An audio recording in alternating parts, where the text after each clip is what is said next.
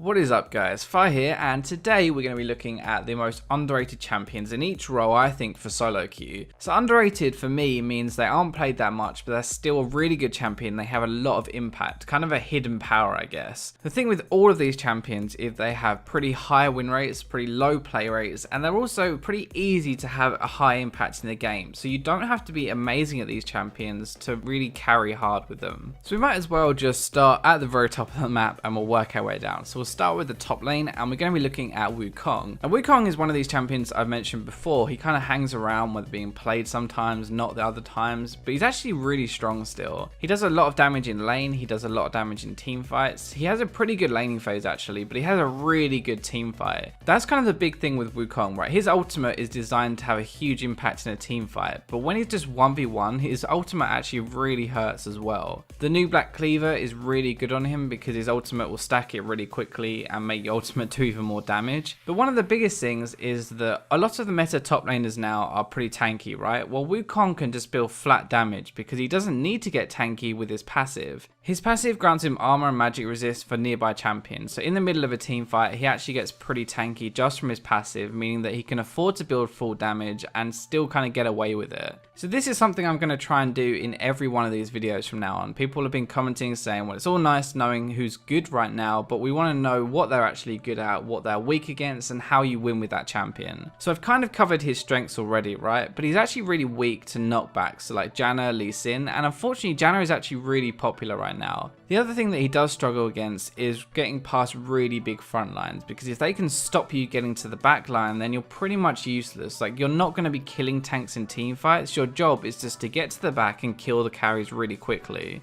So how do you actually win on Wukong, right? Well, you can win your lane, I've said already. You just build damage and you kind of snowball from there. But one good thing that you can do is you can roam down to mid, you can roam to dragon and surprise people when you clone into fights. In team fights, you really want to try and come from the side. Like, you stealth in, you ult the backline, and then you just sit there and laugh while you walk around. So next up, we're going to be moving on to the jungle, and Volibear is really good right now. Volibear really benefits from this whole Cinderhulk health meta because most of his damage comes from his W. His W damage scales with health, so the more health you build, the more damage you'll be doing. He has okay clear, but he has good ganks and he has good damage in those ganks, but the biggest thing is his passive. His passive is just so strong right now. It's hard enough to kill tanks in this meta, right? But why don't you try and kill a tank while he's healing himself? So just as a few examples, like, you never have to worry about ganking 2v2 because if you do get counter ganked, you're very rarely ever going to lose that because you can heal back up and you'll kill the enemy jungler before they kill you.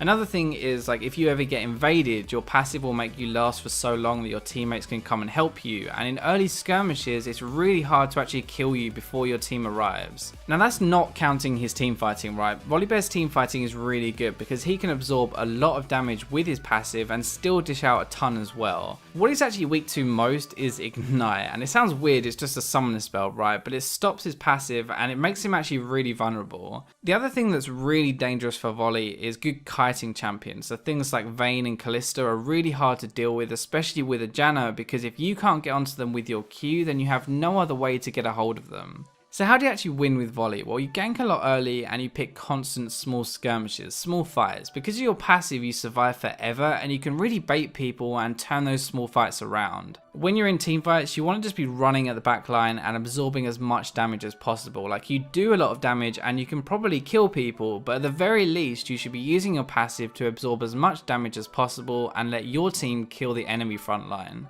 Okay, so for mid lane, we're going to be looking at two different champions because I think there are two really distinct different playstyles in the mid lane right now. You have the assassins and you have the poke champions. So I'm going to give you one assassin and one poke. So the assassin is going to be Fizz. Now Fizz used to be a monster, right? Do you remember when he was like pick or ban because he'd just literally dump on your entire team? Well, his W a couple of patches ago was changed back to how it was before, meaning that AP Fizz is back. So he does a crazy amount of damage like before again, but this time he has his ultimate, like the DFG ultimate. You know, it does 20% more damage if it actually hits a target, which means you can nuke people so easily. Because he's obviously a fish, he's very slippery. I feel dirty for that joke. But he's really hard to lock down and kill. He doesn't need many items to do damage, which means he's really good at roaming early. Now it's a good thing he is slippery because he's really weak to lockdown. Like, if they ever manage to catch you, then you're in big trouble. The biggest problem with Fizz is that he is actually quite quite hard to play. Like, he has a weak lane phase, so you have to survive until you kill someone, and a big part of his lane phase is actually recognizing when you can kill someone, because if you take those chances, then you'll snowball yourself really hard.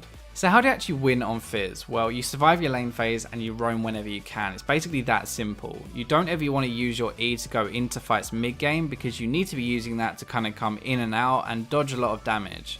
So on the other side of the coin, on my poke champions, we're going to be looking at Xerath. So Xerath does a crazy amount of damage with Ludens. A build I love using right now is either going Morello or Athene's into Ludens, and you will absolutely dick on everyone. He has a really high range and he can poke before fights start. He can easily even kill people before fights start with his ultimate as well. In theory, the reason that he's so strong is because you don't ever have to fight. It's always going to be 5v4 because you take someone out of the fight before it starts. He is unfortunately really weak to assassins like Fizz, because if he gets dived on, he has no real way to escape.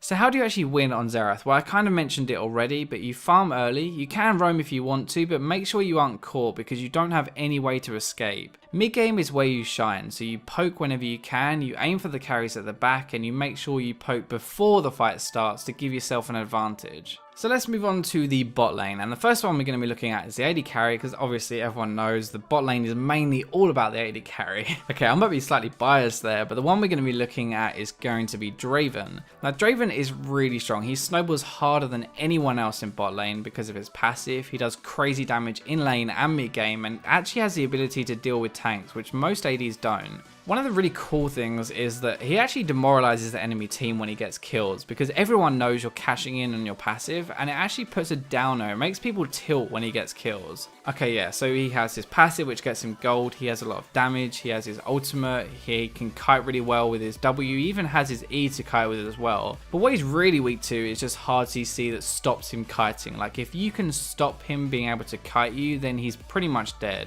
Champions like Vi and Maokai, these point and click crowd control, are really good against Draven, and because Draven is quite hard mechanically, when he's under pressure like that, then it's very difficult for him to do any damage in team fights. So how do you win on Draven? Well, you farm early, you trade autos whenever you can, because you'll pretty much always win an auto trade with your Q active. You try to cash in on your stacks eventually, you roam after you get your IE and Vamp Scepter, but make sure you're staying at the back of fights and letting people come to you. That's when you really thrive.